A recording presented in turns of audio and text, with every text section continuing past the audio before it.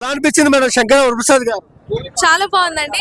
Expect అంటే అనుకుంటూ ఉన్నాము ఈ ఇయర్ ఏదైనా ఎలా వస్తుంది, అనిల్ రావుపూడి గారి మూవీ ఎలా వస్తుంది అని. చాలా బాగుంది, మాకైతే హ్యాపీగా అనిపించింది. We are very much satisfied. And compare చేయొచ్చా? సంక్రాంతికి వస్తున్నాము, శంకర వరప్రసాద్ లో రెండింటిలో ఏది బెస్ట్ అంటే ఏం చెప్తారు? బెస్ట్. ఆయన మూవీస్ అన్ని బాగుంటాయి. ఆయన మూవీస్ అన్ని మనకి ఒక హ్యాపీనెస్ ని, ఫ్యామిలీతో చూసే కన్వీనియన్స్ అంతా కూడా బాగుంటుంది. పండగ వాతావరణం అంతా. He never disappoints us, he never fails us to deliver. Cringe comedy అని కూడా అంటున్నారు. అది వాళ్ళ పర్సెప్షన్. ఇప్పుడు కొంతమందికి అది నచ్చొచ్చు, కొంతమంది క్రింజ్ అనిపించవచ్చు. మాకైతే నచ్చింది.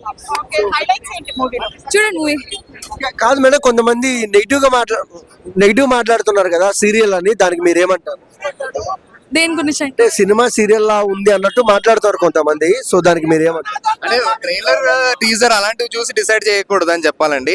ఎందుకంటే ట్రైలర్ చూస్తే అలా ఒకలా అనిపిస్తుంది, మొత్తం సినిమా చూస్తే ఇంకోలా అనిపిస్తుంది. సినిమా మొత్తం చూసి అప్పుడు కమెంట్ చేస్తే బెటర్ అనిపిస్తుంది. మాకు ఎక్కడ సీరియల్ లాగా లాగ్ అని బోర్ అని అట్లా ఏం అనిపించలేదు.